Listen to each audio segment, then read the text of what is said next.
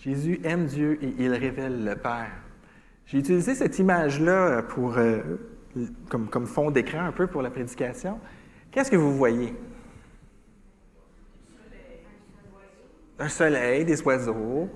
Ceux qui sont proches peuvent voir une genre de ville dans le bas. C'est comme il y a une ville, puis un coucher de soleil, puis un beau ciel. Puis on ne voit pas toute l'image, mais on a des trous qui nous permettent de voir des bouts de l'image.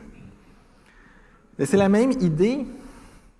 J'ai un quiz pour vous. Quel est ce texte biblique? Genèse. Si on rajoute des petits bouts, ça prend des bons yeux. Ah, Jean 1, hein? Au fur et à mesure qu'on rajoute des bouts, on voit Jean 1. Nos vies sont comme ça. On est des fenêtres sur la personne de Dieu. Plus on va ressembler à Dieu, plus les gens autour de nous vont avoir accès au Père. Jésus, c'était toute l'image. Il va dire à Philippe, celui qui m'a vu a vu le Père. Comment peux-tu dire, montre-nous le Père? Jésus, c'était le Père. C'était la forme visible du Père. C'est notre job maintenant. On peut être un texte très, très, très obscurci ou on peut être un texte complètement clair. Cette vie était la lumière des hommes et la lumière brille dans les ténèbres. C'était Jésus. Jésus arrive et éclaire les hommes, il montre le Père, il révèle les ténèbres, il chasse les ténèbres. Ça vous rappelle quoi, le texte qui est en jaune?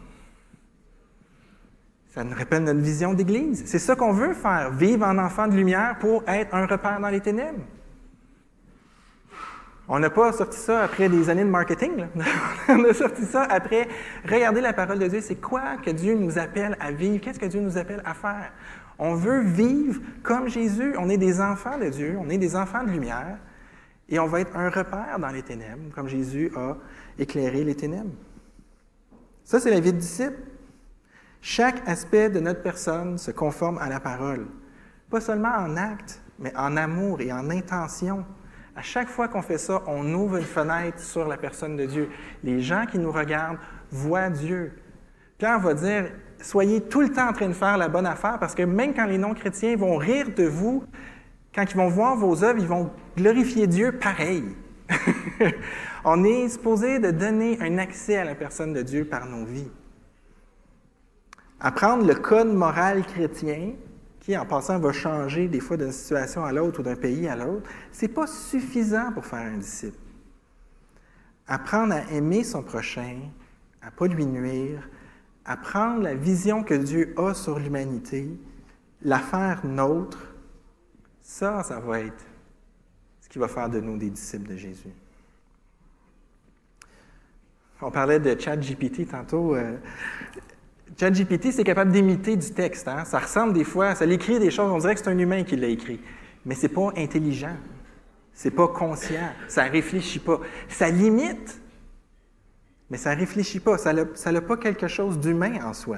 La journée où on va avoir un robot bipède qui marche, qui peut parler, puis qu'on va le charger avec toute la doctrine chrétienne, ça va agir comme un chrétien, ça va parler comme un chrétien, mais ça ne sera pas un chrétien, parce que ça ne l'aime pas, le Seigneur.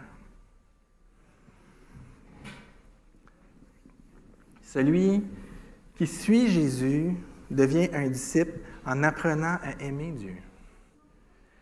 On apprend à aimer Dieu, on apprend à s'attacher à lui, et on va le démontrer par nos actions. Mais les actions, c'est comme le fruit, ce n'est pas ce qui est important. On peut avoir des actions sans avoir les intentions, sans avoir l'amour.